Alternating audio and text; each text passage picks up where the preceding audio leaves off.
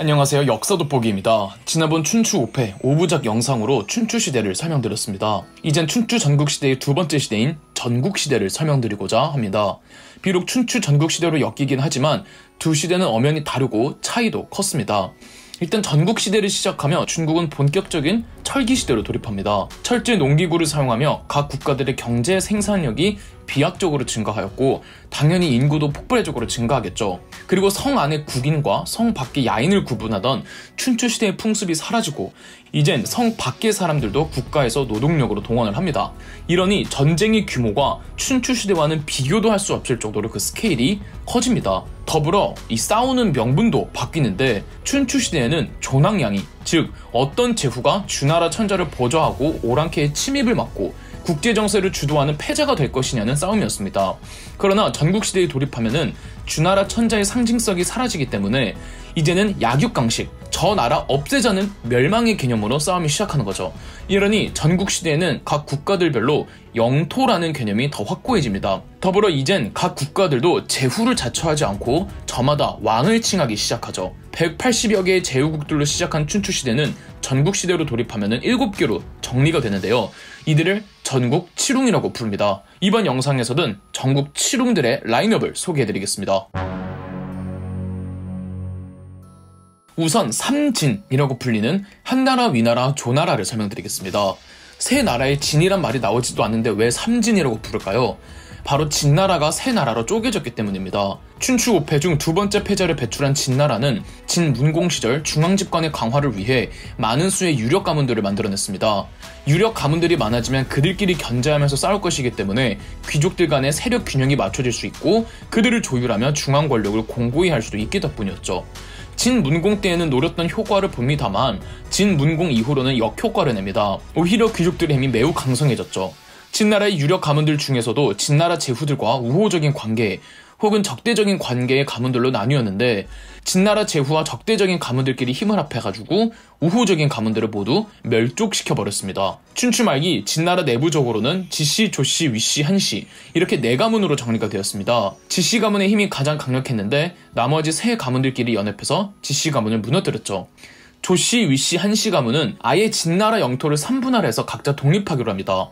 조씨 가문의 조적, 위씨 가문의 위사, 한씨 가문의 한건 세 사람이 주나라 천재였던 위열왕에게 가서 정식 제후로 임명해달라고 했고 위열왕은 기원전 403년 공식적으로 세 사람을 각 지의 제후로 임명해 주었습니다. 진나라는 명맥상 유지는 되었으나 수도 하나 다스리는 정도였으며 수도 외 모든 영토는 3분할되었습니다. 진나라가 조나라, 위나라, 한나라 세 나라로 찢겨진 기원전 403년을 전국시대의 시작점으로 삼고 있습니다. 세 나라는 수직적으로 배열이 되어 있었는데 가장 위에 있던 조나라는 오늘날 산시성과 허베이성 그리고 허난성 일부분에 걸쳐있던 나라였습니다. 중간에 있는 위나라는 산시성 일부와 허난성 중북부를 영위하고 있었습니다. 위나라를 개창한 위사의 칭호는 위문후였는데요. 위문후는 이회를 재상으로 임명하여 신생 국가임에도 이회 덕에 위나라는 빠르게 성장하였습니다. 재상으로서 이회의 가장 큰 업적은 경제정책이었습니다. 세금부터 인하하면서 시작한 이회는 위나라 내에 농작이 가능한 영토를 철저히 조사하여 농업 생산량의 예상 최대액과 최소액을 계산한 다음 이 계산에 맞게 합리적으로 세금을 징수하니 백성들의 불만이 별로 없었고 누수되는 세금도 매우 적었습니다. 그리고 이회는 평적법이라는 중국 역사상 최초의 물가 조절 정책을 펼치기도 하였습니다. 이회는 자신의 농업 생산 정책을 진지력 지교라고 하였는데 이 농업 생산성을 극대화하려는 정책이었다 정도만 알 뿐 구체적인 내용은 전해지지 않고 있습니다. 이회는 사회 질서를 위한 법과 정책도 실시하였습니다. 이회는 각 나라의 법률을 정리한 이자 32편을 편찬하였다고 하는데 전해지지 않고 있으며 법경 6편만이 전해지고 있습니다. 법의 내용 중 일부를 보면 일반 백성들의 사유재산을 보장해준다는 대목이 있는데 이걸 또 성문법으로 보장해주니 위나라 백성들의 국가 충성도가 매우 높아 위나라 부국강병을 완성할 수가 있었습니다. 그리고 삼진 가운데 가장 아래에 있던 한나라는 허난성 남부에 있었죠. 한편 진나라는 있는 듯 없는 듯 존재감 없이 명맥만 이어지다가 기원전 376년 주나라 천자 위열왕의 아들이었던 안왕 때 진나라의 마지막 제후가 서민으로 강등되면서 진나라는 완전히 멸망하고 말았습니다. 또 다른 전국 칠웅은 산둥반도에 있던 제나라였습니다. 최초의 패자를 배출한 국가였죠. 제나라는 춘추시대부터 계속 전국시대까지 살아남은 제후국이지만 내부적으로 많이 바뀐 제나라였습니다. 제환공이란 최초의 패자가 나온 이후 제나라는 쇠락의 길을 걷습니다. 제나라 제후들이 비리비리할 때 이 제나라 내부에서 부상한 사람이 있었으니 전상이었습니다. 전상의 전씨 가문은 제나라에서 대대로 수공업과 상업으로 성장한 가문이었습니다. 즉 돈이 많은 가문이었던 거죠. 하지만 전상은 언제나 제나라 제후에게 몸을 한없이 낮추었으며 백성들에게도 구휼을 많이 베푸는 등 민심이 모두 전상을 지지하였습니다. 이에 전상을 질투한 제나라 제후가 전상을 죽일 음모를 꾸미자 전상의 선수를 쳐서 제나라 제후를 교체해버립니다. 전상은 스스로 제나라의 재상이 되었고 제나라 요직을 전부 친척들로 임명했죠. 이후 계속 전상의 후손들이 제나라를 쥐고 있었습니다. 그럴수록 제나라 제후들은 무능하고 포악한 제후들만 나왔죠. 특히 제나라 강공이 지나칠 정도로 무능하자 전상의 증손자였던 전화가 제나라 강공을 몰아내고 직접 제나라의 제후가 되었습니다. 기원전 391년, 그러니까 진나라가 한위조로 쪼개지고 12년 정도 흐른 후 주나라 천자 안왕이 전화를 제나라의 제후로 공식 인정해주면서 제나라는 그대로 유지는 되지만 제나라 제후의 성씨가 바뀌게 되는 거죠. 이전 제나라 제후 공실의 성씨가 강씨여서 춘추시대의 제나라를 강제, 전국시대의 제나라를 전제라고도 부릅니다. 이 주나라 천자 안왕 때에 제나라에서 역성혁명이 일어나고 진나라도 완전히 멸망해서 주나라 천자 안왕 치세에 본격적으로 전국시대가 개막했다고 보고 있습니다. 다음 소개해드릴 전국 칠홍은 연나라입니다. 연나라 역시 춘추시대에서 이어진 제후국으로 상주혁명을 완성한 주무왕의 동생이 분봉받은 영지에서 시작했습니다. 연나라는 베이징 중심의 오늘날의 허베이성에 걸쳐 있어서 춘추시대 제후국들 중 가장 북쪽에 있어서 그런지 이 춘추시대 때는 큰 존재감이 없었고 강대국도 아니었습니다. 연나라의 제후는 공작이 아니라 후작이기도 했고요. 하지만 워낙 외진 북쪽에 있던 덕분에 외침을 많이 받지 않을 수 있었고 전국시대까지 이어질 수 있었습니다. 이 내부적으로는 이민족들의 독립된 정권들이 조금은 있었던 것으로 보입니다. 전국시대 때 연나라의 영토는 우리나라의 고조선과 국경을 맞닿았죠. 그래서 고조선과도 여러 번 싸웁니다. 연나라는 여광 때 후작의 직위를 버리고 스스로 왕을 칭하였습니다. 초나라 역시 춘추시대부터 살아남았습니다. 오나라 월나라의 와신 상담 후 월나라가 이겼지만 월나라 역시 구천사 후 애매한 왕들이 즉위하며 월나라의 영광을 유지해가지 못합니다.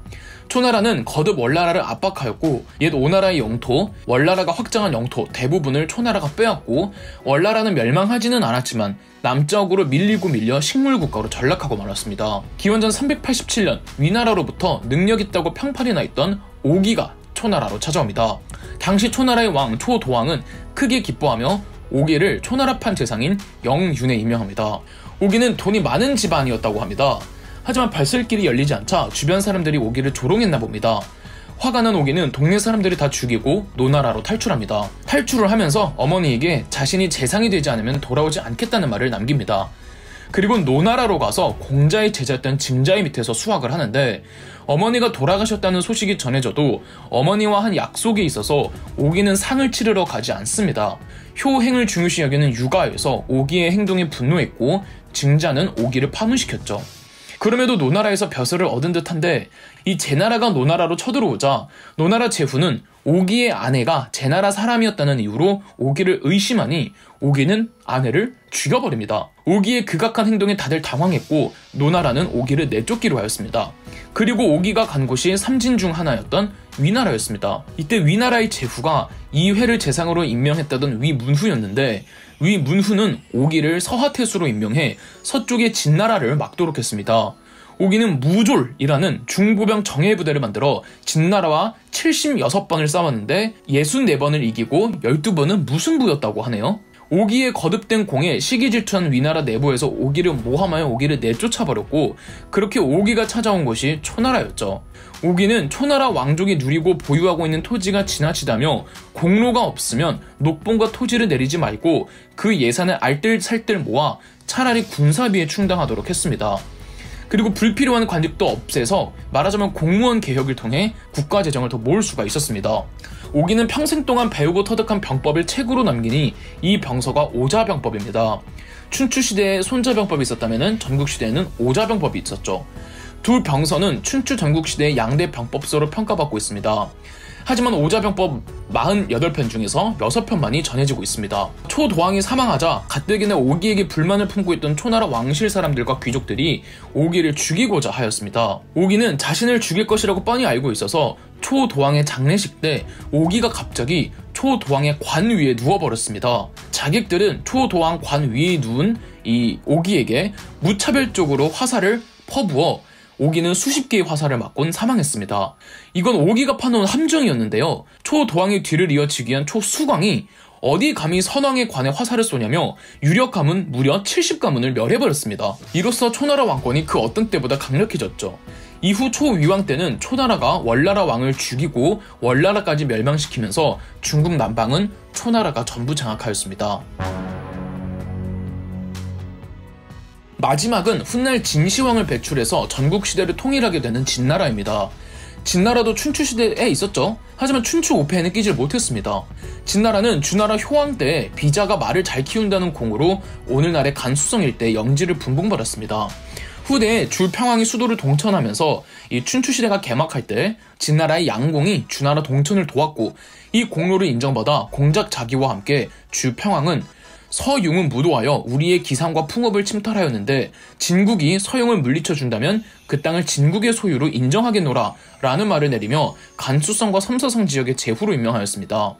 진나라는 춘추시대 제후국들 중에서 가장 서쪽에 있던 국가로 춘추시대에는 다른 제후국들이 초나라처럼 오랑캐 취급을 하였습니다. 진목공 때 이 진목공은 백리해 등의 유능한 인재들을 모아 부국강병에 나섰으며 진나라를 선진화하는 데 큰 기여를 했습니다. 진나라의 제후쟁탈전에 적극적으로 개입하여 이 춘추시대의 두 번째 패자 진문공의 등극에도 가장 결정적인 역할을 하며 중원에 개입하기도 했죠.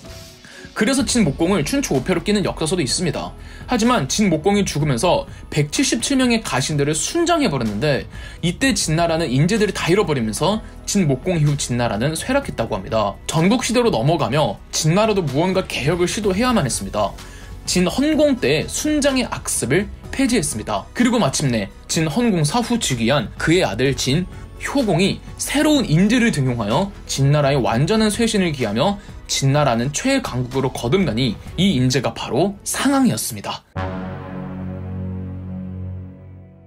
진나라 제후 진효공이 상황을 등용하는데요.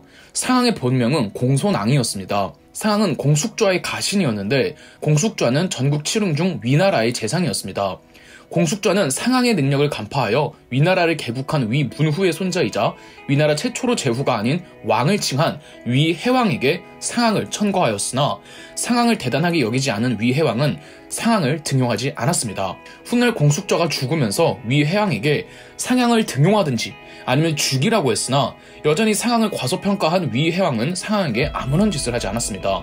자신이 모시는 공숙좌까지 죽은 마당에 위해왕은 거들떠도 보지 않으니 실망한 상황이 망명한 곳이 바로 진나라였습니다. 참고로 위해왕의 다른 별칭이 맹자편에서 그토록 많이 거론되는 양해왕입니다. 진효공은 상황을 만나고는 상황이 주장하는 강력한 왕권 강화와 중앙 집권화 사상에 매료되고는 상황을 등용했습니다. 이미 유명하다시피 상황은 법가 사상가죠. 상황이 법가를 시작시킨 사람은 아니지만 전국시대에 본격적으로 법가의 시대를 알린 건 누가 뭐래도 상황이었습니다.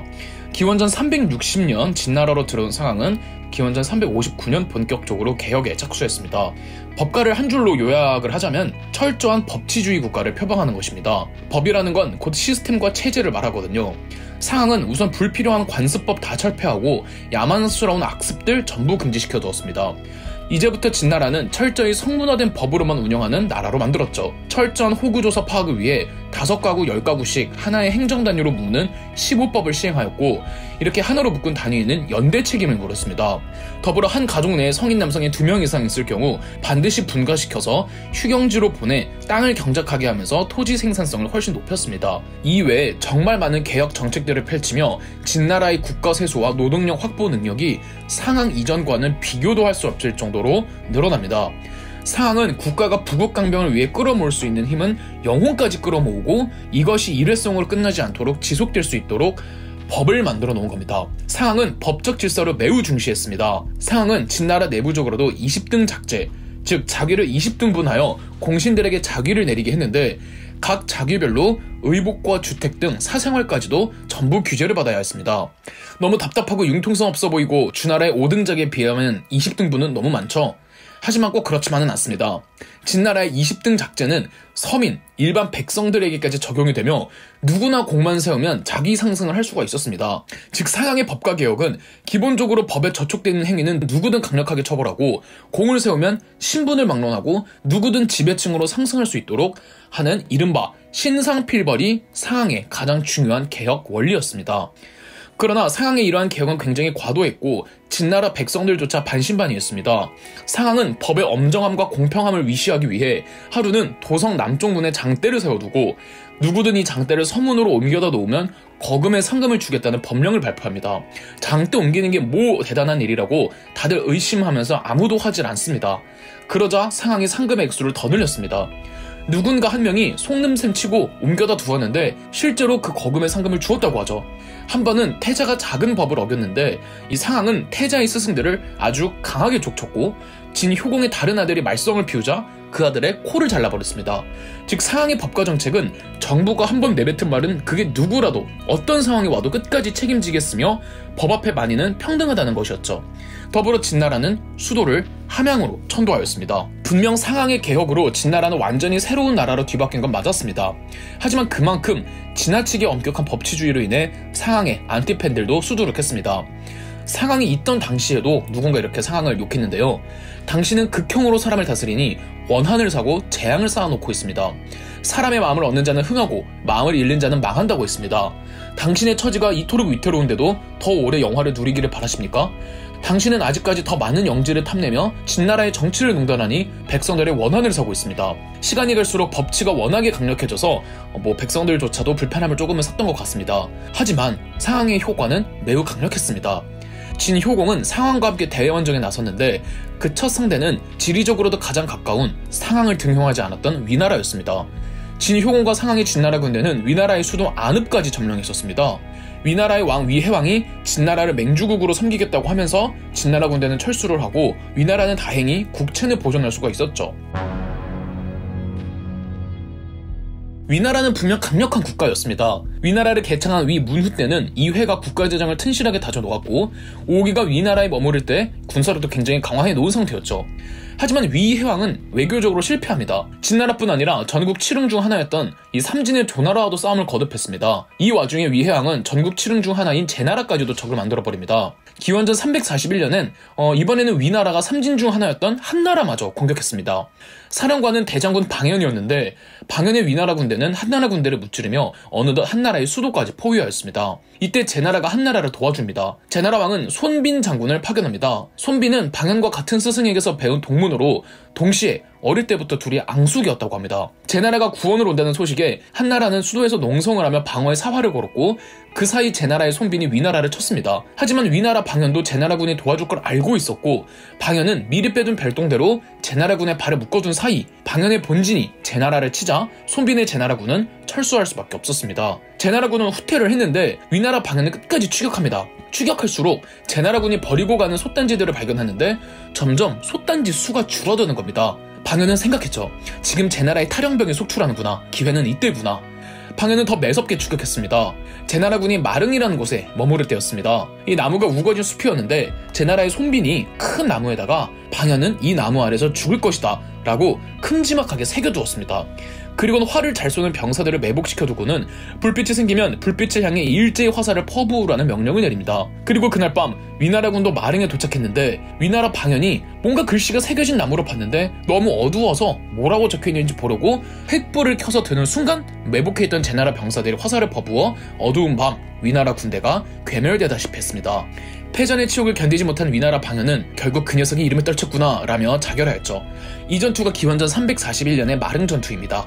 위나라가 마릉 전투의 패배로 허우적거릴 때 진나라의 상황이 진효공에게 이 틈을 놓치지 말라며 진나라마저 위나라를 공격했고 심지어 조나라마저 연합하여 위나라를 아주 탈탈 털었습니다. 위나라 영토를 진나라가 빼앗은 뒤 상항은 진나라로부터 상읍의 지역을 분봉받았고 이때부터 본명이었던 공손항에서 이름을 상항으로 바꾸었죠.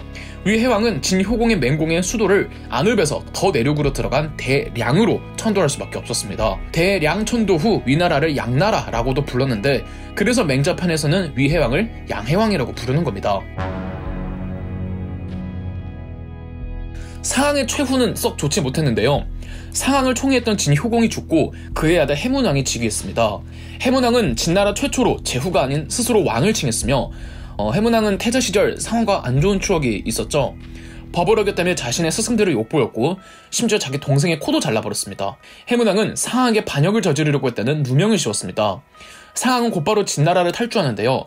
함국권을 넘어 위나라로 가기로 합니다. 상항이 재상으로 있을 때 진나라의 모든 문은 해가 뜨기 전에 걸어 잠근다는 법을 만들어서 병사들이 함국권 문을 안 열어주었습니다. 별 수 없이 근처 여관에서 머무르려고 하는데 또 한 번 이 상항이 재상으로 있을 때 여행증이 없는 경우 여관에 머무를 수 없다는 법을 만들어 놓았던지라 여관에서 자지도 못했죠. 그렇게 어렵게 위나라로 갔으나 위나라에서도 상항을 받아주지 않았고 상항은 다시 자신의 영지인 상읍으로 돌아와서 거기서 소규모 군대로 진나라의 반기를 들었으나 상항은 전사했습니다.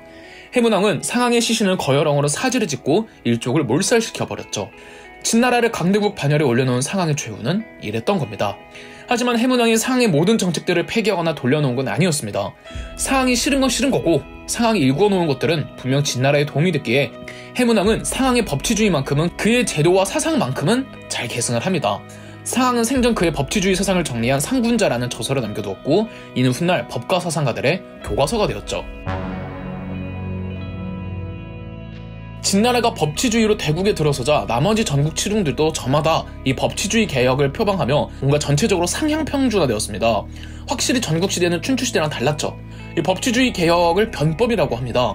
이전에 이미 위나라 초창기 2회의 변법과 초나라에서는 5기의 변법이 있었죠.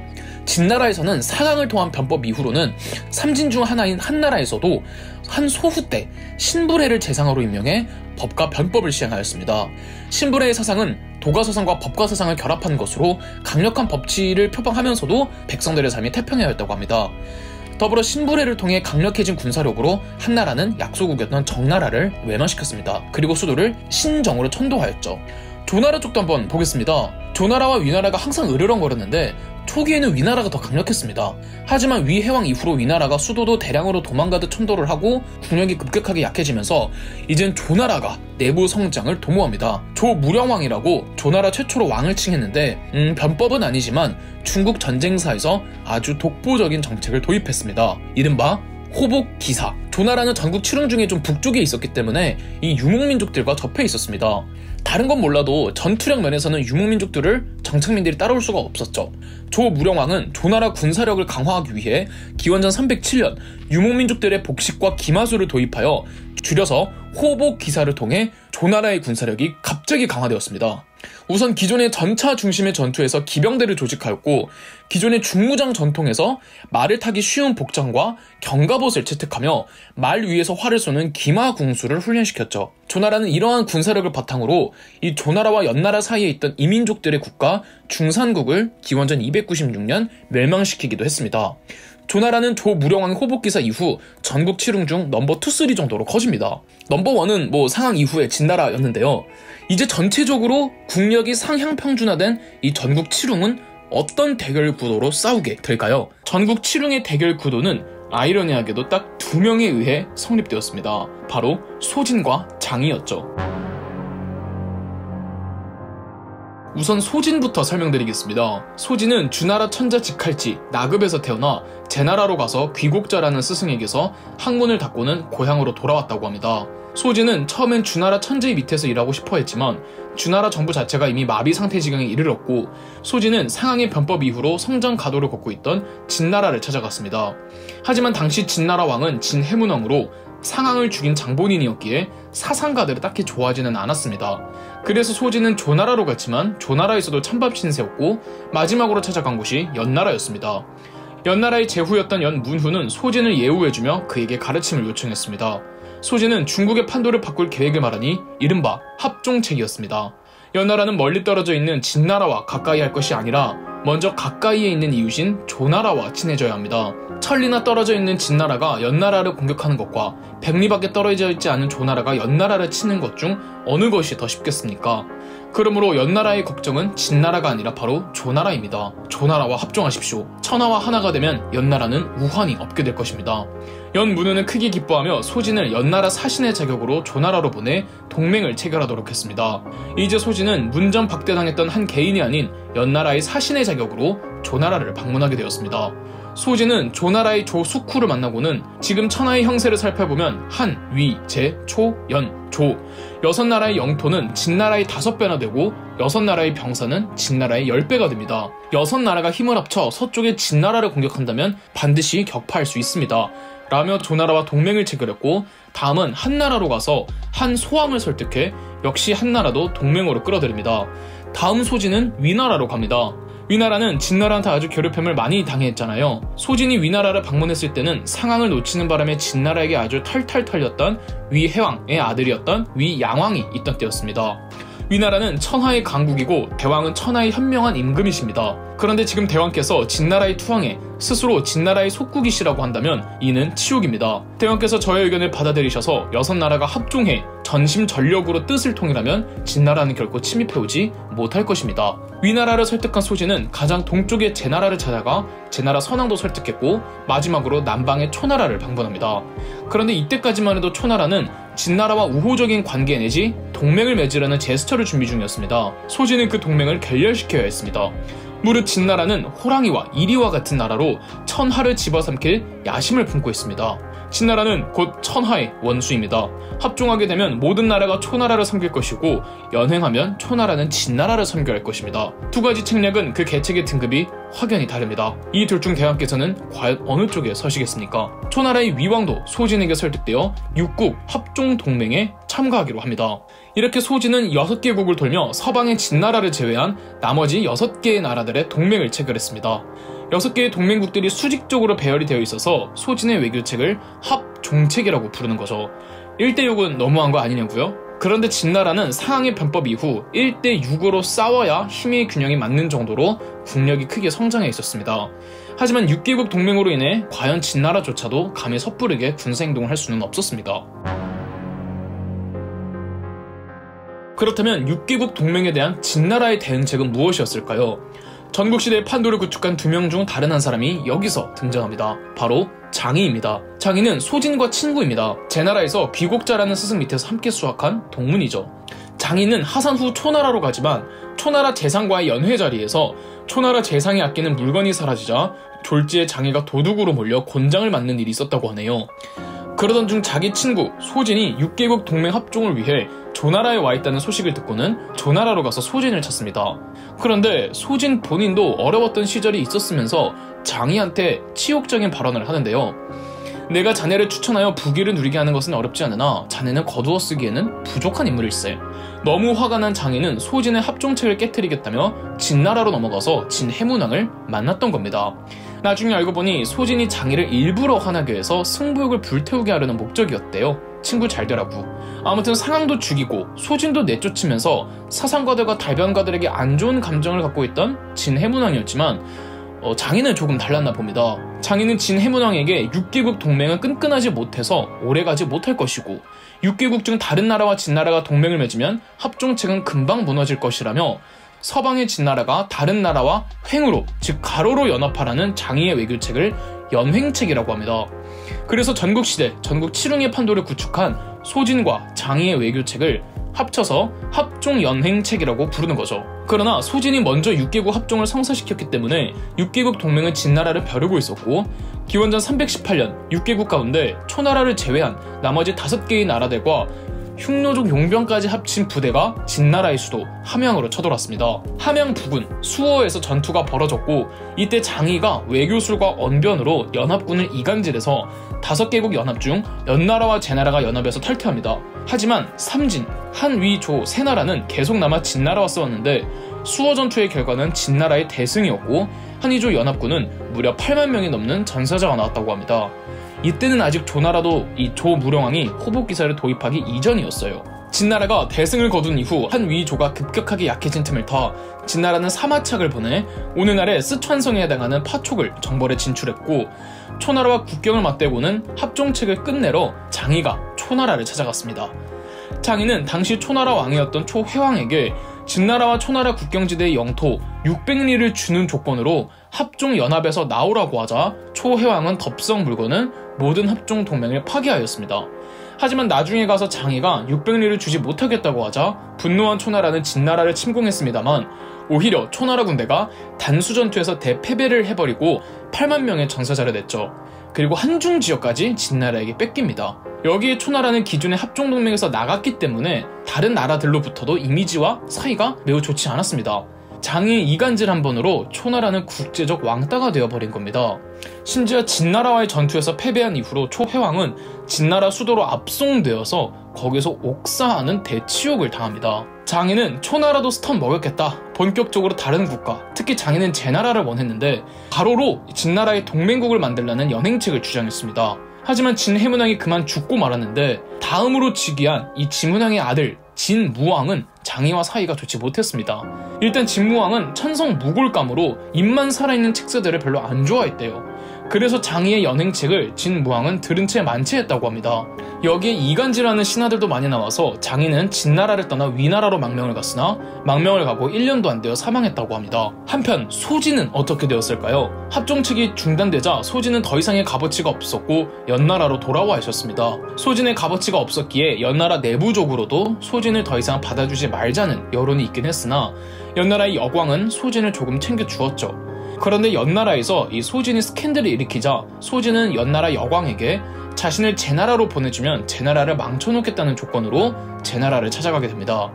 소진의 계획을 전혀 눈치채지 못한 제나라 민왕은 소진을 등용했는데, 소진은 제나라 민왕을 부추겨서 정치를 망치고 무리한 토목공사를 강행하면서 국가재정을 파탄하게 해버렸습니다. 그런 소진을 안 좋게 본 제나라의 한 신하가 자객을 보내 소진을 암살해버렸습니다. 소진은 죽기 전 제나라 민왕에게 자신이 죽으면 반역죄로 몰아 시체에 사지를 찢으라고 조언했고, 소진 사후 제민왕이 실제로 그렇게 하자 자객이 자기가 바로 그 역적을 죽인 장본인이라고 나섰습니다. 제민왕은 그 자객과 배우의 신하까지 찾아내어 전부 처형시켜버렸다고 합니다. 결국 소진과 장이가 생전엔 전국시대의 판도를 구축해 두었지만 결국엔 둘의 외교책 모두 그들의 몰락과 함께 실패로 끝난 듯 했는데요. 진나라에서는 진무왕 사후 즉위한 그의 아들 소양왕 때 이번엔 범수라는 진나라 신하가 새로운 외교책을 제시했습니다.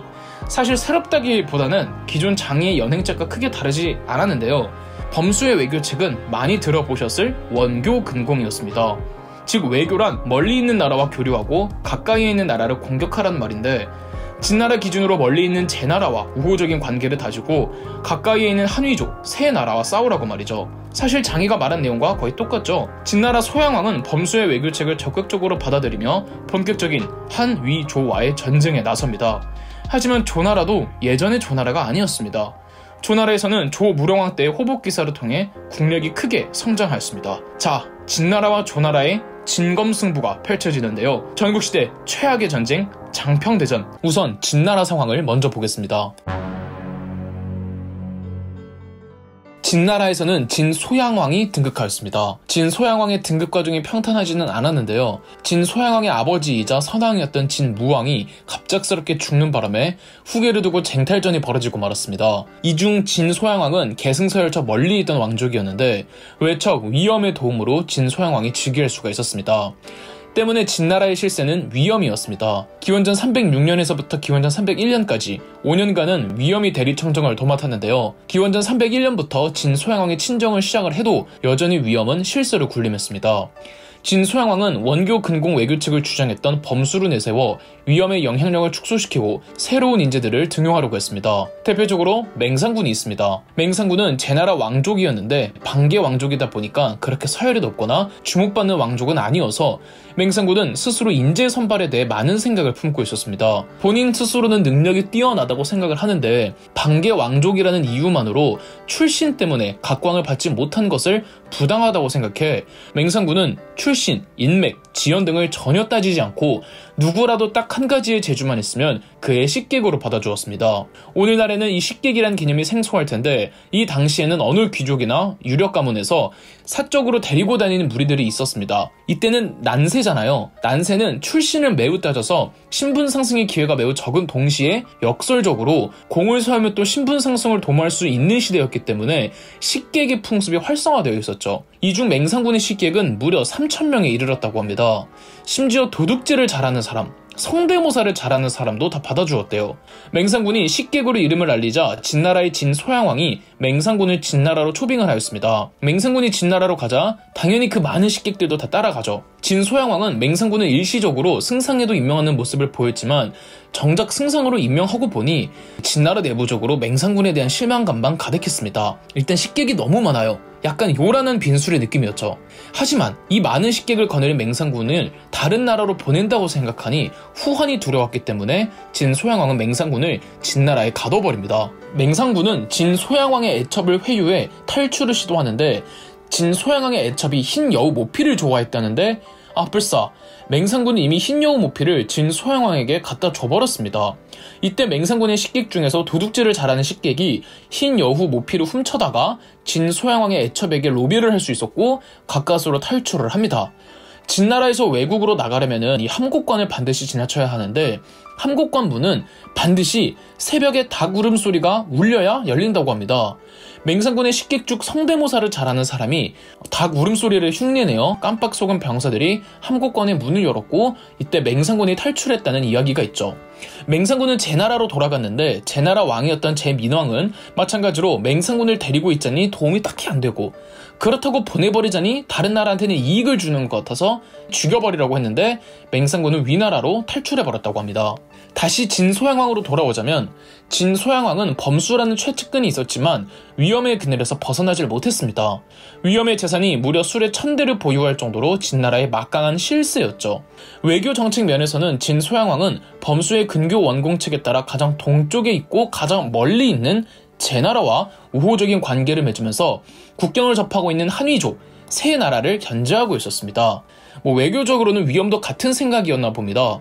진소양왕이 함부로 위험을 내치기 어려웠던 이유가 하나 더 있었습니다. 바로 위험이 등용했던 진나라 최고의 명장 백기 때문이었죠. 위험 라인을 타고 있던 백기 장군은 진나라에는 없어서는 안 될 명장 중의 명장이었습니다. 진소양왕은 주적으로 삼은 한위조 중 한나라와 먼저 전쟁을 개시했는데 이때 사령관이 백기였습니다. 기원전 293년 백기가 한나라를 침공하였습니다. 위나라가 한나라를 도와주러 지원병을 보내주었습니다만 백기의 진나라군이 한나라의 성 5개를 점령하고 이궐 전투에서 한나라 위나라 연합군 무려 24만 명을 전멸시키는 엄청난 전공을 세웠습니다. 기원전 292년 혹은 289년에는 백기가 이번엔 위나라를 공격해서 위나라의 성 61개를 빼앗는 기록을 세우죠. 이렇게 진나라가 승승장구하는가 싶더니 한 번의 위기가 찾아옵니다. 진나라는 원교 근공책과 연행책에 따라 제나라와 친분을 맺고 있었죠. 진나라와 제나라가 한위조 세 나라의 양옆에서 옥죄어준 덕분에 한위조는 이 전선이 2개가 생기고 진나라가 그러니까 그렇게 맹공을 할 수가 있었던 겁니다. 그랬던 제나라가 크게 무너진 일이 있었습니다. 전국 7웅 중에서 가장 북쪽에 있던 연나라에서 왕위 계승쟁탈전이 일어났던 적이 있었습니다. 연나라가 내부적으로 혼란의 틈을 타 제나라가 연나라를 공격했는데 이 연나라가 이때 이 일을 잊지 않고 있었습니다.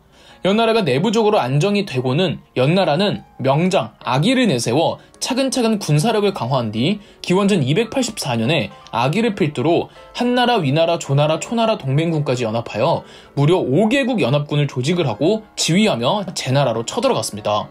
이때 제나라 왕이 제민왕이라고 연나라 소진이 제나라로 가서 일부러 망쳐놓은 왕이 제민왕이었고 또 맹상군을 죽이려다가 맹상군을 놓친 왕도 제민왕이었습니다. 제나라를 치러 간 5개국 연합군에는 위나라로 도망갔던 맹상군과 그의 식객들도 참여를 하고 있었습니다. 연나라 아기가 지휘하는 5개국 연합군은 제나라를 초토화시켰고 제나라가 멸망하지는 않았지만 수도가 함락되었으며 그 영토가 극단적으로 축소되어 제민왕도 도중에 죽는 등 절체절명의 위기를 겪습니다. 이젠 진나라는 더 이상 제나라에게 무언가를 기대할 수가 없게 되었죠. 그렇다고 마냥 가만히 있을 수만은 없던 진소양왕은 백기를 내세워 더 적극적인 공세로 몰아붙였고, 백기는 초나라를 공격해서 초나라의 수도를 빼앗아 초나라 왕이 천도를 했던 적도 있었습니다. 이때 백기가 지나치는 도시들은 쑥대밭이 되어서 어디는 시체 썩은 내로 가득했다고 하며 어디는 도시 전체가 연못이 되어버리기도 합니다. 초나라 왕이 진소양왕에게 지금 호랑이 2마리가 싸우면 다른 개들이 이득을 얻는다고 겨우 달래 진나라는 초나라와의 싸움을 멈추었습니다. 대신 진나라는 한위조 방면의 공격을 멈추지 않았는데요. 이번에도 백기가 나서서 한위조 연합군 13만 명을 죽였으며 진나라는 아예 한나라를 집중 표적으로 삼아 한나라를 아주 탈탈 털었습니다. 백기는 한나라에서 10개를 추가적으로 함락시킨 뒤 한나라의 북쪽 지역이었던 상당 지역으로 진출을 시켰습니다. 상당 지역의 한나라 세력은 진나라군에게 포위되어 언제 죽을지 모르기를 기다리다가 이럴 바에야 조나라에 다같이 투항하기로 합니다. 당시 조나라 왕은 조효성왕이었는데 이 조나라 장수 연파는 조효성왕에게 상당 지역의 항복을 받지 말라고 합니다. 하지만 눈치 없던 조효성왕은 상당 지역의 항복을 받아들이기로 하죠. 진소양왕은 상당 지역은 우리가 전쟁을 통해 피 흘림이 얻은 영토이니까 돌려달라고 했으나 조나라가 거부하죠. 분노한 진소양왕은 왕흐를 사령관으로 백기 장군과 몽호 장군의 부대가 합친 20만 명의 병력으로 상당 지역으로 진출시켰고, 이에 질세라 조나라도 연파 장군이 이끄는 20만 명을 상당 지역으로 보냅니다. 진나라군과 조나라군은 기원전 260년 장평이라는 곳에서 대치하며 조나라군이 진나라군의 진군을 막아서면서 전투가 시작하였습니다. 여러 번의 전투가 계속되지만 확실히 진나라군의 공격력은 강했습니다. 조나라의 연파는 지구전으로 가기로 합니다. 어쨌든 전쟁이 길어지면 보급 문제 때문에 침공하는 쪽이 불리하기 마련입니다. 그리고 시간만 지나면 다른 동맹국들의 지원병이 오리라고 믿어 의심치 않았죠. 지원병이 오지는 않았지만 위나라와 초나라에서 진나라를 공격해주기로 하였으며, 조나라 연파 장군의 작전대로 진나라군은 전쟁이 장기화되다 보니 보급 문제에 시달리고 있었습니다. 확실히 조나라도 호복기사 이후 군사력이 매우 강해져서 진나라군을 상대로 그 정도 지구전을 펼칠 수가 있었습니다. 진나라 군사력은 시간이 지나며 전투력이 약해지고 있었고요. 이때 진나라의 범수가 나섭니다. 범수는 조나라의 간신 곽계에게 막대한 뇌물을 먹여 포섭하고 첩자들을 통해 조나라의 이상한 소문을 퍼뜨리면서 연파와 조효성왕 사이를 이간질합니다.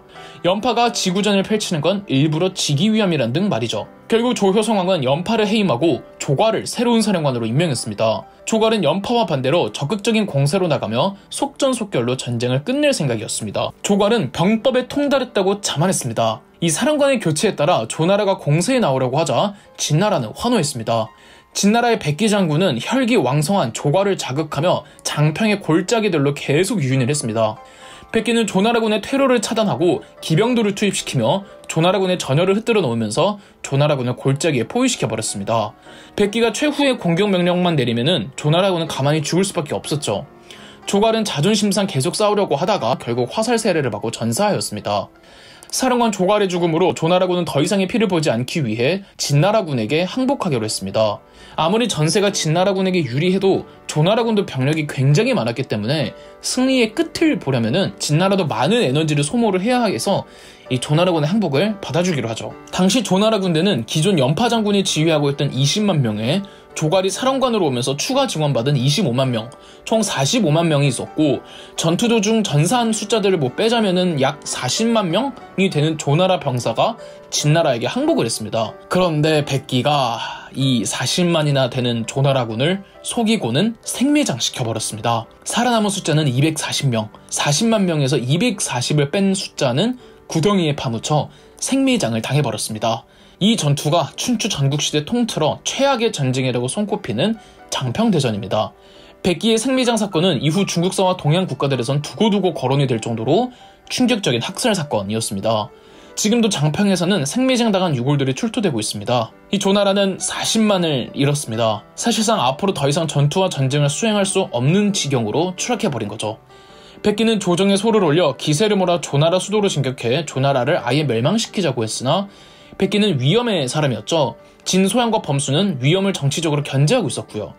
진소양왕과 범수는 사령관을 백기에서 다른 장소로 교체를 한 뒤에 조나라 수도로 진격했지만 조나라 수도 한단에서 조나라군이 결사항전하며 수비에 전념했고 위나라와 초나라 지원군까지 오면서 조나라 멸망은 실패로 돌아갔습니다. 그럼에도 장평대전 이후 진나라는 이제 독보적인 1위 국가가 되었습니다. 어느 누구도 진나라를 상대로 이길 수 없는 지경에 이르렀죠. 이때 누가 나서느냐? 바로 주나라 천자가 나섭니다. 주나라의 마지막 천자 난왕이 천자의 권위를 이용해 제후 연합군을 조직해 진나라로 쳐들어가려고 하자 진나라가 선수를 쳐서 곧바로 주나라의 수 나급으로 쳐들어갔습니다. 주나라 천자는 딱히 군사력이라는 게 없고 그저 상징성만 있었기에 진나라와 싸울 수 없었고, 주나라의 천자 난왕은 진나라에게 항복하면서 그토록 상징적이었던 주나라는 기원전 256년 공식적으로 멸망하고 말았습니다. 상나라 때부터 내려오던 천자의 상징물 부정 또한 진나라가 가져갔죠. 주나라 천자의 동청과 함께 시작한 춘추 전국시대, 이제 주나라는 없어졌습니다. 그렇다면 남은 전국 칠흥들의 운명은 둘 중 하나였습니다. 멸망당하거나 멸망시키거나. 한편 진나라가 이 조나라 수도 한단을 공격할 때 조나라 내부에는 인질 개념으로 이 조나라 수도에 주둔하고 있던 진나라 왕족 영이인이 있었습니다. 조나라는 장평대전의 분노로 영이인을 죽이려고 했지만 조나라에 있던 한 대상인이 영이인을 무사히 탈출시켜 주었습니다. 이 상인이 바로 여부리였죠. 여기 여부리라는 전국시대 통틀어 최대의 거상이 있었습니다. 여부리의 출신은 불분명하지만 전국 칠흥의 곳곳을 돌며 상업에 종사해 막대한 재화를 쌓았으며 당시에도 전국 칠흥 통틀어 가장 부자였습니다. 한 번은 여부리가 조나라의 수도 한단에 머물면서 장사를 할 때였습니다.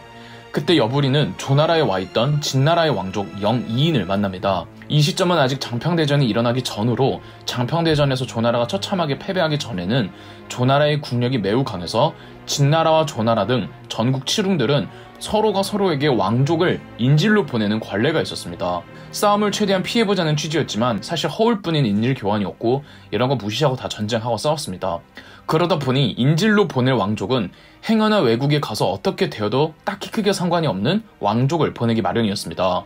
여부리가 만났다는 영이인은 진소양왕의 손자로 아버지 안국군이 태자이기는 했으나 영이인은 안국군의 서자였으며 위로 형들도 매우 많았습니다. 안국군의 아들들이 20명이나 넘었는걸요. 이미 조나라의 인질로 보내졌다는 것 자체가 딱히 중요하지 않은 왕족이었다는 거죠. 하지만 여부리는 영이인을 보고는 그를 진기환 제화라고 칭하며 그의 인품과 능력에 빠져들었습니다. 여부리는 타고난 장사치였습니다. 절대 손해보는 장사를 하지 않고 정의나 정치에 큰 관심 없었죠. 하지만 이제 더 이상 돈을 버는 게 무의미했던 여부리는 사람에게 투자하여 킹메이커가 되기로 합니다. 킹메이커로서의 금전적 가치는 계산할 수 없을 정도로 크다면서 말이죠. 여부리는 영이인을 만나고는 제가 공의 집을 성대하게 만들어드리죠 라고 하자 영이인은 관심 없소, 그대의 집이나 크게 만드시오 라고 했답니다. 그러자 여부리는 저의 집은 공의 집이 성대해진 뒤에라야 더 커질 수 있습니다 라고 대답했습니다. 영이인은 뜻을 간파하고는 여부리와 함께하기로 했으며 여부리는 당시로서는 엄청난 거금의 500금을 정치자금으로 영이인에게 주었습니다. 더불어 여부리가 데리고 다니던 미인 조희가 있었는데 조희와 영이인을 혼인시키고 아들까지 낳습니다. 그런데 조희의 출신과 여부리와 조희가 기존에 무슨 사이였는지는 확실하지 않아서 그때도 이미 온갖 스캔들이 난무했습니다. 그런데 장평대전이 발발했습니다. 장평대전에서 대패배를 하고 40만이나 생매장을 당하자 분노한 조나라의 효성왕은 조나라에 있는 진나라 왕족 영이인에게 복수를 하고자 그를 죽이려고 했는데 여부리가 온갖 돈을 다 투자하고 뇌물을 갖다 바치며 영이인을 무사히 탈출시켜 진나라로 보낼 수 있었습니다. 조나라에는 영이인의 아내 조희와 아들이 남아있었는데 이 둘도 여부리가 지켜주었죠. 한편 진나라로 돌아간 영이인은 아버지 안국군의 정실 부인, 그러니까 영이인의 계모라고 할 수 있죠. 화양 부인을 찾아갔습니다. 화양 부인의 고향은 초나라였는데요. 영이인은 여부리의 아이디어대로 초나라 옷을 입고 화양 부인을 찾아가 그를 어머니처럼 모시며 여부리에게 받은 정치자금으로 화양 부인 가족들에게 전달해주는 등 화양 부인의 환심을 샀고 화양 부인도 영이인을 아들처럼 예뻐했습니다. 화양 부인은 영이인을 양자로 받아주며 그에게 자신의 고향의 이름을 본따 초나라의 아들이란 뜻에서 자초로 개명하도록 하였습니다. 이게 매우 의미가 있는 것이 본디 왕의 후계는 정실 부인의 아이가 이어야 하는 법입니다. 자초가 된 영이인은 비록 서자였지만 정실 부인의 양자가 되었으니 이제 충분히 왕의 적통을 이어받을 수 있는 자격과 명분을 갖추게 된 겁니다. 기원전 250년 장평대전과 더불어 전국 칠흥에 진나라의 명성을 떨쳤던 진소양왕이 죽고 그의 아들이자 자초의 아버지인 안국군이 진효문왕으로 즉위하였습니다. 그리고 자초는 장남이 아니면서도 정실부인 화양부인의 양자라는 이유로 태자로 책봉되었습니다. 그런데 진효문왕은 아버지 진소양왕의 장례를 모두 마친 뒤에 급사해버렸습니다. 재위기간이 고작 3일이었죠. 이래서 여부리의 독살설이 있기는 하지만 정확한 것은 알 수가 없고 3일 만에 자초는 장양왕으로 즉위합니다. 장양왕의 왕 등극은 누가 뭐래도 여부리의 공이었습니다. 장양왕은 등극 후 여부리에게 오늘날의 국무총리직인 승상에 임명하고 하남과 남양의 땅 10만 호를 하사하며 그를 제후로 임명했습니다. 이로써 여부리는 진나라의 실세가 됩니다. 그리고 장양왕은 주나라의 잔존 세력을 멸하여 주나라가 완전히 역사 속으로 사라졌습니다. 장양왕의 재위기간도 3년으로 그렇게 길지는 않았습니다. 장양왕의 죽고는 그가 조나라에서 조희와 낳은 아들 정이 기원전 247년 왕위를 이어받아 진왕에 등극하니 이 진왕 정이 바로 우리가 알고 있는 진시황입니다. 아직까지는 진시황을 칭하지 않은 그저 진왕 정이긴 했지만 편의상 진시황이라고 부르도록 하겠습니다. 진시황이 처음 즉위할 때는 그의 나이 고작 13살이었습니다. 때문에 여부리가 섭정을 하면서 진나라의 모든 것을 좌지우지했습니다. 여부리는 왕의 아버지라는 뜻의 중보라고 칭하며 승상보다도 더 높은 관직에 상방이라는 관직을 따로 만들어 스스로를 임명해 진나라에서 왕보다 더 막강한 권력을 행사했습니다. 이때 사람들이 진시황은 장양왕의 아들이 아니라 여부리의 아들이라고 수군댔습니다. 대중은 본디 자극적인 것을 진실로 믿는 습성이 있기 때문에 이때 사람들은 다 그렇게 믿었습니다. 실제로 진시황이 등극을 하고 나서도 이제는 태후가 된 진시황의 어머니 조태후는 계속 사적으로 여부리를 만나고 간통하고 다녔습니다. 하지만 여부리가 본능과 성욕에 잠식되어 있는 사람이라면 그 정도 위치까지 갈 수 없었겠죠. 사람들이 수군대는 여론과 안 좋은 분위기를 읽고는 계속 조태후와 만나다가는 숙청의 빌미가 잡힐 것 같아서 여부리는 조태후와의 만남을 끊고 대신에 노예를 환관으로 임명해 조태후에게 보내주었습니다. 노예는 그것이 아주 컸다고 합니다. 그것도 나요. 그래서 진나라에서 여자들 사이에서 엄청난 인기남이었다고 하고 그것으로 수레를 끌 수도 있었다고 하네요. 노예가 조태후의 환관이 되면서 과연 조태후는 여부리를 찾지 않았다고 하지만 더 큰 불상사를 일으키니 조태후가 노예의 아이들을 임신한 겁니다. 왕의 어머니가 환관과 사통해서 아이를 낳는 거는 정말 쇼킹할 수밖에 없었습니다. 심지어는 노예가 자신의 아이들을 진왕으로 옹립하려고 하는데 이 역모 정보가 새어서 진시황이 알게 되었습니다. 될 대로 되라는 식으로 노예가 반란을 일으켰는데 금세 진압되었죠. 진시황은 노예를 거열형으로 찢어 죽이고 그의 산족을 멸하였으며 노예와 어머니 조태후 사이에서 낳은 동생들도 모조리 죽여버렸습니다. 차마 어머니 조태후를 어떻게 하지도 못하고 유폐시켜버리는 선에서 끝내죠. 이때 진시황의 나이가 이제 갓 20살을 넘겼을 때였습니다. 진시황은 10대 시절 여부리의 섭정을 받으며 언제나 여부리의 그늘에서 벗어나고 싶어 했습니다. 노예는 여부리가 조태후에게 추천한 환관이었잖아요. 이 진시황은 노예의 반란을 명분으로 여부리에게도 책임을 물어 상방의 자리에서 파직시키고 하남 지역으로 내쫓아버렸습니다. 하지만 조정에는 여부리의 사람들이 워낙 많았습니다. 이들은 진시황보다는 하남을 방문해 여부리를 찾고는 했다고 합니다. 이들을 내치지 않고서야 권력을 장악했다고 할 수 없었기에 진시황은 조정 내 여부리의 사람들을 숙청하고 내보내고 처벌하는 등 여부리의 사람들을 하나둘 제거해 나갔습니다. 그리고 여부리를 더 멀리 지금의 쓰촨성인 촉으로 유배 보냈습니다. 진시황은 유배간 여부리에게 편지를 보냈는데 나라를 위해 한 일도 많지 않으면서 무슨 염치를 이제껏 중보로 불리면서 호사를 누렸습니까? 라고 여부리를 맹비난하자 여부리는 독약을 먹고 자결했습니다. 이로써 22살의 나이 진시황은 단독에 이 독보적인 권력을 장악할 수 있었습니다. 진시황이 여부리를 내치고 정권을 장악하고는 그의 오른팔이자 브레인이 되는 이사를 등용합니다. 진나라는 진효공 때 상항의 법가적 변법으로 한번 비약적으로 국력이 강해졌고 진시황 때 바로 이사의 법가적 정책으로 한 번 더 국력이 성장하게 됩니다. 이사는 의외로 육아의 사상가인 순자의 제자로 초나라 사람이며 진나라야말로 모든 것이 갖추어진 나라라면 진나라로 떠났습니다. 이사를 등용한 사람이 바로 여부리였습니다. 확실히 여부리가 사람 보는 눈은 남다른 것 같습니다. 여부리의 천고로 관직 생활을 시작했지만 노예의 난으로 여부리가 실각한 뒤 이사는 진시황에게 적당한 아부와 본인이 생각하는 법가적 개혁안을 아뢰었고 이사의 사상에 공감한 진시황은 이사를 곁에 두기 시작했습니다. 전근대 사회에서 법가적 사상은 결국 왕권 강화책이며 중앙집권화 정책이었기 때문에 여부리의 세력을 청산해야 하는 진시황 입장에서 필요했을지도 모릅니다. 이사는 충실한 진시황의 그림자가 되어 과거 여부리의 사람들 중에서 포섭할 수 있는 사람은 포섭하고 적당히 뇌물을 줘야 하는 사람한테 주고 끝까지 여부리를 따르려는 사람은 암살하고 조정의 대신들이 진시황의 충실한 신하가 되도록 이사가 모든 굳은 일을 도맡았습니다. 그런데 한 번은 한나라에서 진나라에게 인재 한 명을 추천해 주었는데 알고 보니 스파이였던 겁니다.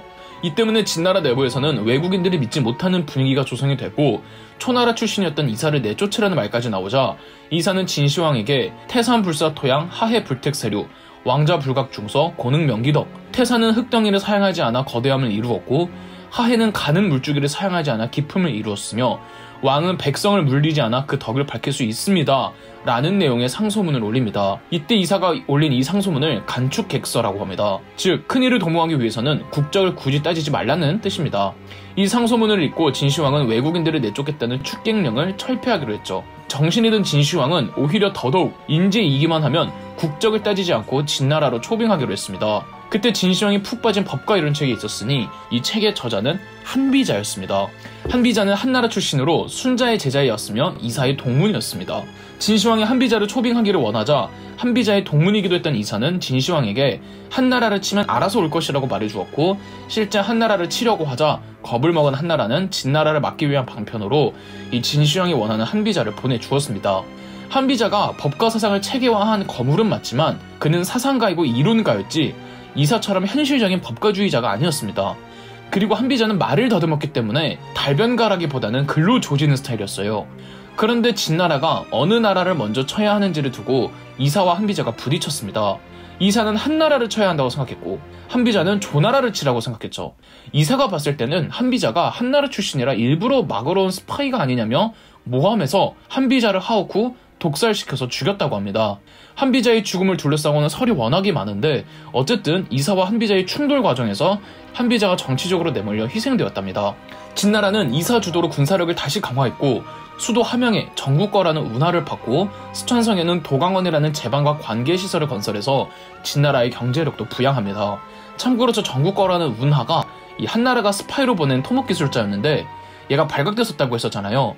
죽음의 위기에서 진나라에게 봉사할 수 있게 해달라고 부탁해서 그 조건으로 살아남아 완성한 운하가 전국거였습니다. 자, 이제 군사력과 경제력 모두 준비를 마쳤습니다. 이제 진시황은 대외원정에 나섭니다. 진시황의 천하통일 어떻게 진행될까요? 진왕이란 위인은 그 상에 우뚝 선 콧날, 가로 길게 찢어진 눈, 맹금 같은 가슴, 실황같이 쉰 목소리, 은혜를 베푸는 데 인색하고 호랑이와 이리 같은 흉악한 마음을 가슴에 감추고 있으면서 자기가 곤궁할 때는 밑에 사람일지라도 몸을 굽히나 일단 자기의 뜻을 얻게 되면 쉽게 그 사람을 잡아먹는다.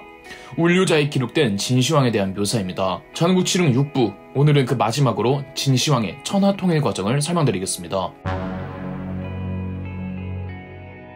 진나라의 울류라는 신하는 과거 장이가 주장했던 연행책을 신봉하며 과거 소진의 합종책에 따라 느슨하게 동맹을 체결했던 육국들의 관료들을 뇌물로 매수한 뒤 서로를 계속 이간질했습니다. 그리고 진시황은 이사의 제안에 따라 전국 칠흥 중 가장 먼저 한나라를 정벌하러 떠났습니다.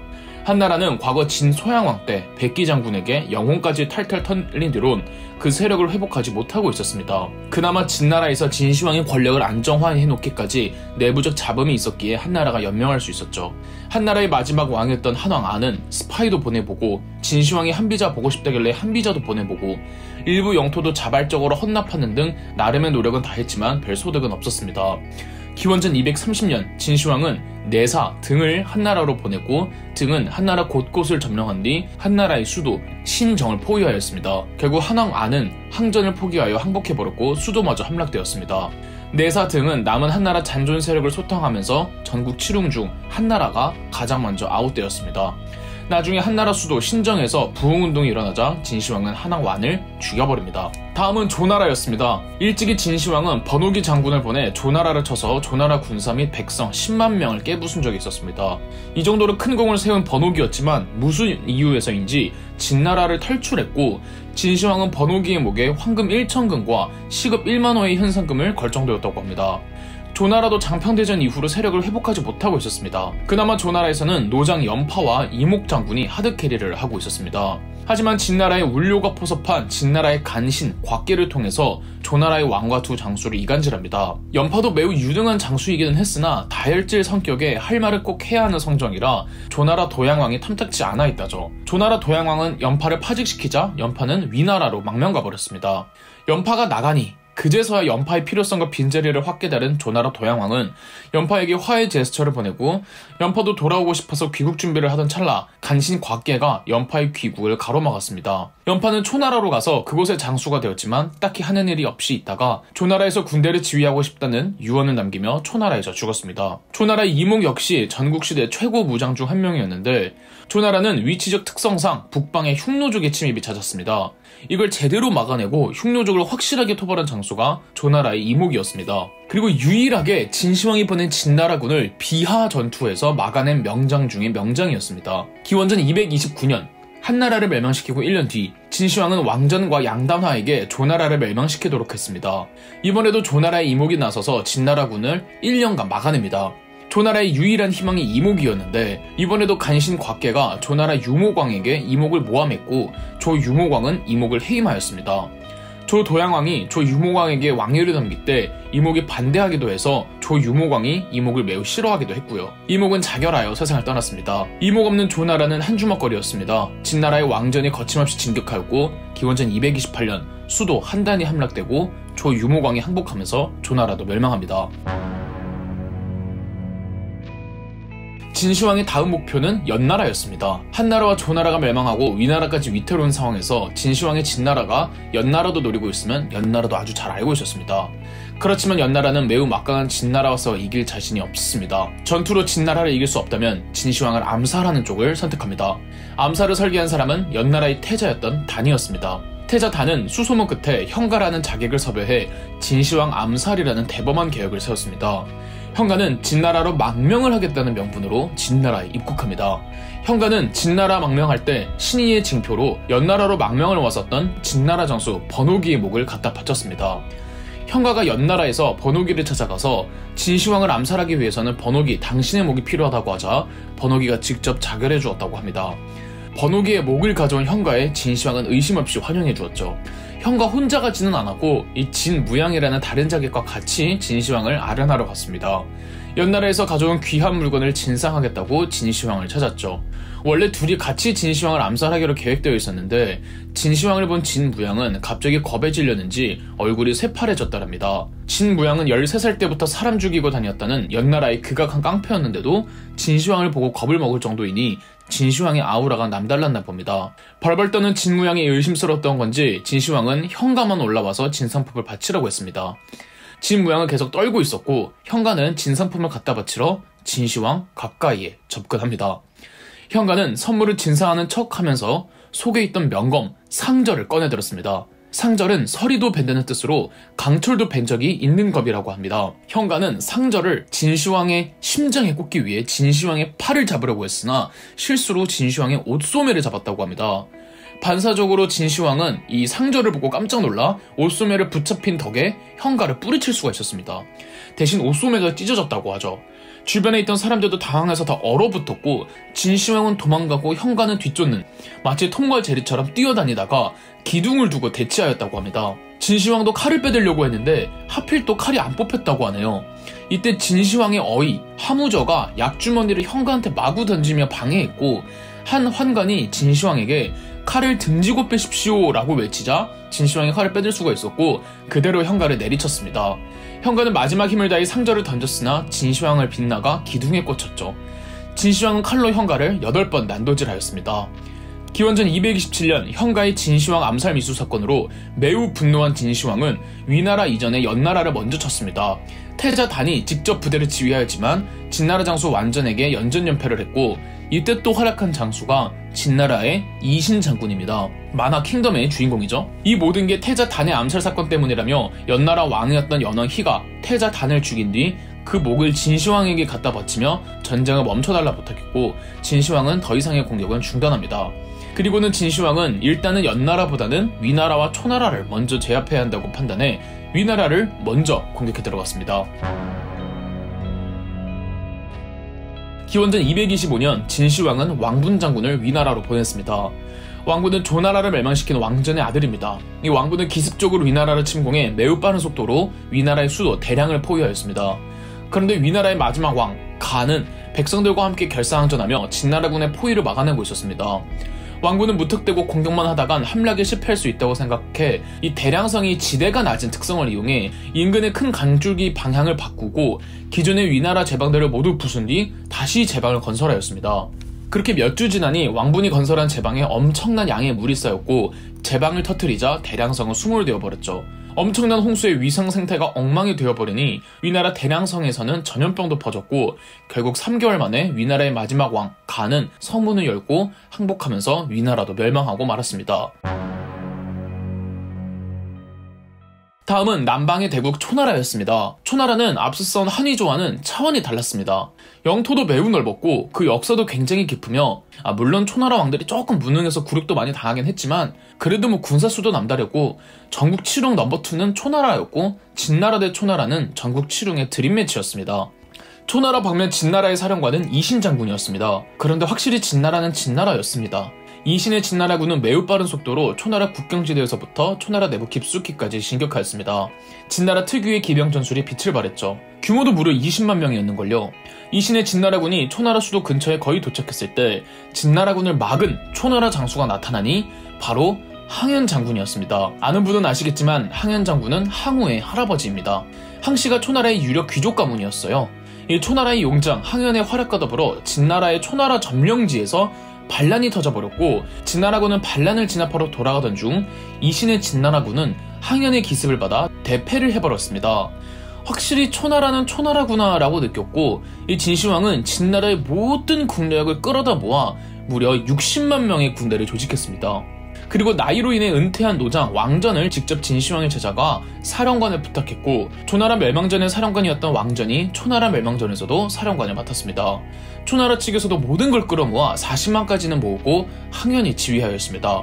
왕전 대 항현, 명장 대 명장의 대결. 그런데 왕전의 작전이 다소 당황스러웠는데 성을 쌓고 지키기만 하며 적극적으로 나서질 않았습니다. 장기전은 공격하는 쪽이 불리하기 때문에 항현은 왕전의 의중을 파악을 못합니다. 이렇게 장기전으로 가면 군사력의 싸움이 아니라 경제력의 싸움이 됩니다. 그리고 경제력의 싸움에서 진나라가 이긴 겁니다. 즉 진나라는 상항 이사 이후 경제력을 튼튼하게 다져놓고 있었고 무려 60만 명이 침공을 해도 보급 문제에 어떤 차질도 없이 병사들은 잘 먹고 좋은 무기 쓰고 이 병사들의 질적 수준이 높았던 거죠. 하지만 초나라는 시간이 지나며 장기전을 이어갈 수 있는 여력이 딸리고 고갈되기 시작한 겁니다. 영토 넓고 인구 많다고 해서 무조건 경제력이 뛰어난 것이 아니라 결국 국가의 경제력은 시스템과 행정의 문제라는 게 진나라 대 초나라 싸움의 교훈입니다. 초나라가 지친 모습을 보이자 그때 왕전이 총공격을 감행했고 초나라 군대는 격파, 항현은 싸움 도중 전사하였습니다. 초나라 수도도 함락되었고 이후 초나라 자녀 세력이 항전하지만 왕전의 강도 높은 소탕전으로 기원전 223년 초나라가 완전히 멸망합니다. 이듬해 기원전 222년 진시황은 위나라를 멸망시킨 사령관 왕분에게 북쪽의 연나라도 멸망시키게 했습니다. 항전이랄 것도 없이 연나라는 순식간에 멸망당했습니다. 이제 남은 건 제나라뿐이었죠. 제나라는 그간 진나라와 느슨한 동맹국이었죠. 그런데 중간에 한인조 세 나라가 있을 때나 동맹국이었지 이제 다 없는 과정에서 제나라도 남겨두지 않기로 합니다. 처음엔 사신을 보내 항복을 종용했지만 제나라 왕이었던 건은 거절합니다. 이에 진시황은 몽염 장군을 시켜서 제나라를 멸망시키도록 하였습니다. 그런데 제나라가 꽤 잘 싸웁니다.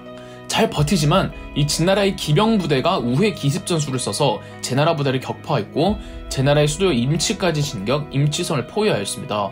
그런데 제나라도 돈은 많은 나라여서 항전을 한다면 할 수는 있었습니다. 하지만 결말은 뻔했죠. 그저 멸망을 뒤로 미루는 수준이었는걸요. 그래서 몽염 장군도 굳이 총공격을 가하지 않고 포위만 하고 있었는데 진시황이 제왕 건에게 500리 봉토를 주는 조건으로 제왕 건은 성문을 열고 항복합니다. 이렇게 마지막 제나라도 기원전 221년 멸망하죠. 500리 봉지는 개뻥이었고 제왕 건은 숲에 연금되어 있다가 굶어 죽었습니다.